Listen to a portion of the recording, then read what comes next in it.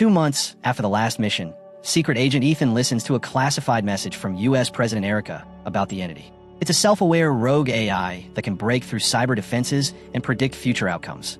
The entity is spreading corrupted digital information across the globe, turning people against one another. It has even sparked a doomsday cult that supports humanity's destruction, with its followers secretly infiltrating top institutions. To defeat the entity, they must track down its source code. The only person who knows its location is Gabriel, but no one knows how to reach him.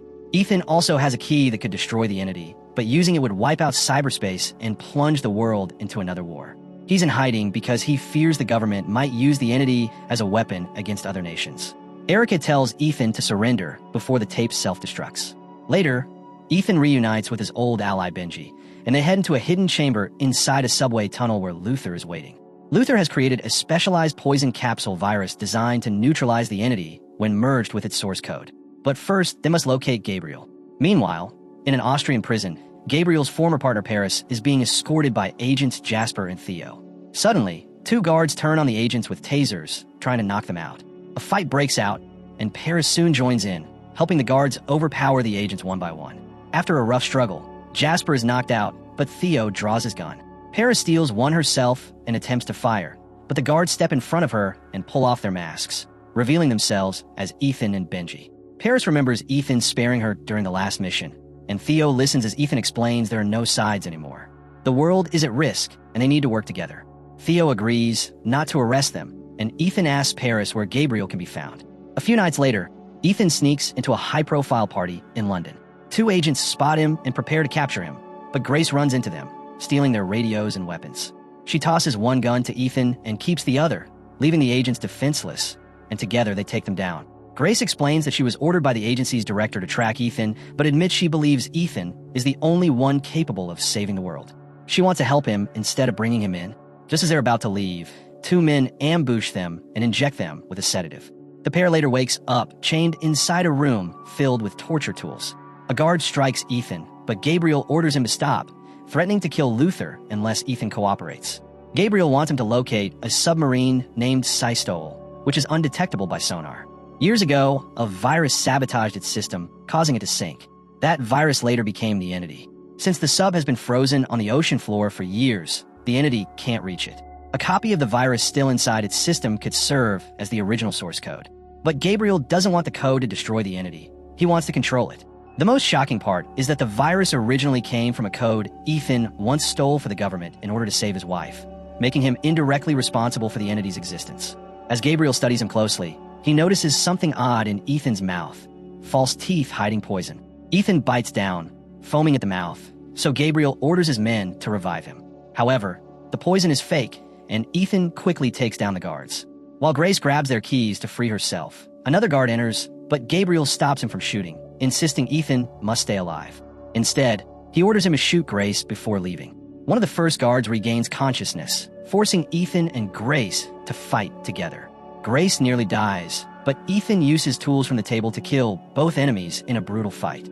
Meanwhile, Gabriel flees through the halls but runs into Paris, Theo, and Benji blocking his escape. Paris wants to shoot him, but Theo reminds her they need him alive.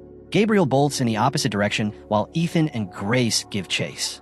Unfortunately, Gabriel locks the doors behind him and escapes. In another room, Ethan discovers a strange box, and Paris explains it's how Gabriel communicates with the entity. Ignoring her warnings, Ethan steps inside and links his mind to the device. Restraints clamp onto his hands and feet before the entity speaks to him. It floods his mind with visions, each one painfully shocking him, including the image of a mysterious vault. The entity demands Ethan open it and let it in. If he refuses, it will seize control of the world's nuclear arsenal in 4 days and destroy humanity. It also shows him a vision of Gabriel killing Luther soon. Then the entity ejects Ethan from a box. Desperate, Ethan writes down every detail he saw and urges his team to track the submarine's coordinates while he rushes off to save his friend. Meanwhile, Luther wakes up in a room with a dead nurse beside him. Gabriel has trapped him inside a strange chamber with a bomb. But before that, he took the poison capsule and killed the woman he hired to keep him unconscious. By the time Ethan arrives, only 3 minutes remain.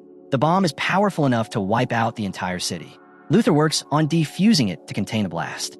It would spare the city, but it will kill him and bring the tunnels down. While struggling to open the door, Ethan realizes Gabriel's plan is to let Luther die, so he can't make another poison capsule. Ethan doesn't want to lose his friend, but Luther insists there's no other option and forces him to leave. As Ethan runs through the tunnels, the bomb goes off, killing Luther behind him. When Ethan emerges onto the street, Jasper and his men surround him and take the key. At headquarters, Director Kittredge tells Ethan that the entity has already infiltrated several nuclear arsenals worldwide. The board gathers for a meeting with President Erica present. After looking through Ethan's mission record, he explains that he needs the key and a ship to track the submarine. Arguments break out since the agency still refuses to destroy the entity. Ethan makes it clear they have no choice now, that nuclear weapons are in its hands. Suddenly, an alarm goes off and they learn another country has lost control of its arsenal. Erica gives Ethan 72 hours to fix it or take the blame. Before leaving by helicopter, he's handed the key inside a mysterious envelope. Later, over the northern Pacific, a plane drops Ethan onto a carrier ship. He passes the envelope to the admiral, who opens it to see only a date written inside. She once served with Erica and remembers that date as the day both lost loved ones because no authority dared to take a risk. The carrier sails through a dangerous zone that could trigger war, but the admiral agrees to take the chance others refused. Ethan explains SOSUS, the sound surveillance system made of underwater acoustic cables. If anything significant happens under the sea, SOSUS pinpoints the exact location.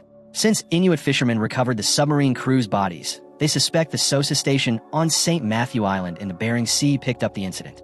Going there could risk war with Russia. Ethan also has to meet his team at the same place, in time to escape through the ice. The admiral doubts the plan, but there's no alternative. At the island, Benji and the team meet William, who has managed the SOSUS station for 30 years. A renowned coder, he tried warning the world about the entity for decades, but was ignored. William wants to help, but Russian mercenaries have already taken over his home and are now emerging. They're also searching for the sunken submarine. William insists he doesn't have the coordinates. He explains he has the disks, but no machines to read them since the authorities confiscated everything to cover up the submarine sinking. The Russians still order William to build a reader, giving him 1 hour. Meanwhile, in a helicopter, the pilots warn Ethan that Russian ships are nearby and the team hasn't sent the coordinates yet. If they keep flying, they'll run out of fuel. Ethan asks for 5 more minutes. Just then, 2 Russian jets appear as a warning. Ethan decides to dive into the freezing ocean. As the helicopters pull away, divers surround Ethan and take him aboard the USS Ohio. He meets the submarine's captain and hands over the necklace from the admiral as proof. He explains he's waiting on his team for the coordinates and asks the captain to raise the antenna, though it may expose them to the Russians. While waiting, they scan the radar and discover a Russian sub reached the island an hour ago. The crew shows Ethan a special pressure suit designed to withstand extreme depths, though it hasn't been tested below 300 feet. To save oxygen, he must descend quickly, risking side effects like confusion, shaking, or even convulsions. He'll only have 20 minutes to reach the decompression chamber, where he won't survive. Ethan begins exercising to steady his breathing as the captain warns they'll use the antenna one last time before shutting it down. Back at the house, Benji helps William assemble the reader. While the others are busy, William admits he destroyed the disk with the coordinates, but memorized them. He writes them on a small piece of paper, hides it in his watch, and secretly gives it to his wife while asking her to feed the dogs. Grace overhears and offers to help. A mercenary tails the women to the kennel. William's wife strikes him with a shovel, and Grace attacks, making him fire his gun. The rest of the team hears it and takes it as a signal, sparking a fight with the other mercenaries. The brawl leads to weapons being fired and punches flying, and during the chaos, coal spills from the stove, setting the house on fire. Even so, the fighting continues, and William rushes to the radio to transmit the coordinates. Meanwhile, inside the submarine, Ethan is ambushed by a crew member carrying a knife. The man is part of the entity's cult and wants to stop Ethan from completing his mission. They clash violently across the room, damaging some of the equipment as the captain continues setting the coordinates. Ethan smashes the attacker's face against a rolling machine, but the man still manages to grab his knife and prepares to strike again. Just as he's about to stab, another crew member hits him from behind and knocks him unconscious. Back at the house, Theo and Paris are leading the fight. Benji tries to step in, but a falling bookshelf traps him together with the mercenary leader. Paris gets caught, so she forces her captor's hand and makes him fire his weapon, the bullets hitting his own ally. This frees Theo, who quickly turns the gun on Paris's opponent. Once the Russian mercenaries notice William transmitting the coordinates, they decide to retreat and let their submarine receive the signal instead. William and the rest manage to escape the house before it collapses. Grace leaves with William's wife, who shows her how to guide the sled dogs so she can move all the pressure chamber gear to reunite with Ethan. Inside the submarine, the captain explains that the coordinates point somewhere near Africa. Ethan thinks that's wrong and looks for the exact opposite point, which turns out to be much closer to their position. William had reversed the coordinates to trick the Russians. As the submarine begins moving, they realize the Russian vessel is chasing them. When they arrive at the marked spot, Ethan suits up while the crew reminds him of the short time window he has. To withstand the pressure, the chamber is filled with water before he opens the hatch. Feeling lightheaded for a moment, he pushes himself out and begins swimming as fast as he can. The Russian submarine suddenly appears and nearly runs him over, but Ethan clings to its side and slips away without being noticed. With the help of several flares, he searches until he spots the Sevastop. Once inside, water starts flooding in, causing the wreck to shift from the extra weight. Ethan attaches a device to the generator, restoring power and revealing numerous corpses still trapped when the sub went down. Moving into another area, he finds rows of torpedoes, forcing him to tread carefully to avoid setting them off. This proves difficult as the wreck keeps tilting and rolling under the flooding. Eventually, Ethan locates the system chamber and unlocks the computer hatch with a special key, retrieving the hard drive. On his way back, he realizes the submarine has fully tilted and is sinking deeper. He carefully dodges the shifting torpedoes, but one blocks the exit, leaving him only the torpedo tube as an escape. As he swims toward it, the torpedoes roll dangerously close, almost pinning him, but he manages to slip by. With effort, he forces the tube's hatch open, only to find a torpedo inside. Opening the next hatch, he finds a clear passage. When he tries to squeeze through, Ethan realizes his suit is too bulky. With no choice, he rips it off, exposing his skin to the freezing water. The tube begins filling quickly, but he forces himself forward and manages to get out just as the submarine plunges into the depths. His helmet gets caught on the wreck side, forcing him to abandon it too. Now left in only his shorts, Ethan clutches the hard drive hanging from his neck as he swims upward. His strength fails against the cold and lack of air, his body curling in pain. Just then, Grace finds him and drags him to safety. She performs CPR and places him inside the pressure chamber, reviving him. Later, aboard the plane, Ethan tells William he remembers him from a past mission. Ethan admits he feels guilty for William's reassignment to the Arctic, but William is thankful since that post let him meet his wife. The group then discusses the entity's scheme and concludes it must have a hidden base to prepare for its nuclear strike. William suggests the safest location would be the Doomsday Vault, a classified, fully shielded solar-powered data server. Ethan recognizes this as the place shown in his visions and guesses Gabriel is already there. Their next step is to retrieve Luther's poison capsule from Gabriel and merge it with the source code. Doing so would trap the entity inside a 5D optical data drive. The catch is they must extract the drive at the exact second. Too early and the entity escapes. Too late and it could still launch the nuclear strike. To pull this off, they'll need the entity to enter the vault, which means they'll have to hand the hard drive to Gabriel, then stop him at the last possible moment. In Africa, the team goes through several tunnels until they reach the chamber holding the vault. Ethan tells the others to stay hidden and goes ahead alone, where he finds a nuclear bomb. Gabriel shows up and mocks him, so Ethan pretends to be angry and hands over the hard drive. Suddenly, Jasper appears and points a gun at Gabriel from behind. More agents come out of hiding, revealing they've captured Ethan's team as well. Gabriel's assistant is also cornered, so he activates the bomb, which is set to explode in 20 minutes. Kittredge is there too, demanding to know how the hard drive can be used to control the entity.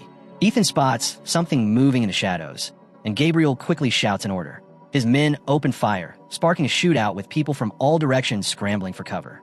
Gabriel runs to his Jeep and escapes with the poison capsule while dodging gunfire. Ethan jumps into another Jeep to chase him, with Kittredge and Jasper following close behind.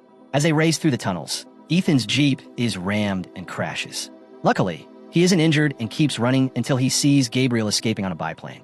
Ethan almost gives up, but notices the assistant boarding another plane. He clings to a metal bar to sneak aboard, then climbs to the cockpit and knocks out the assistant with a punch. The plane begins to spin and roll, and when Ethan unbuckles the seatbelt, the assistant's body falls out. Ethan takes control of the plane and pursues Gabriel. Their aircraft collide a few times, causing damage. Back in the cave, Benji reveals he's been shot.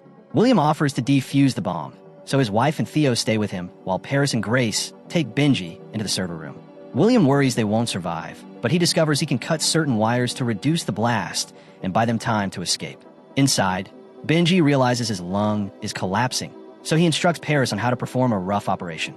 The pain is intense, but Benji still guides Paris while also directing Grace on how to activate the server. Both women follow his instructions carefully.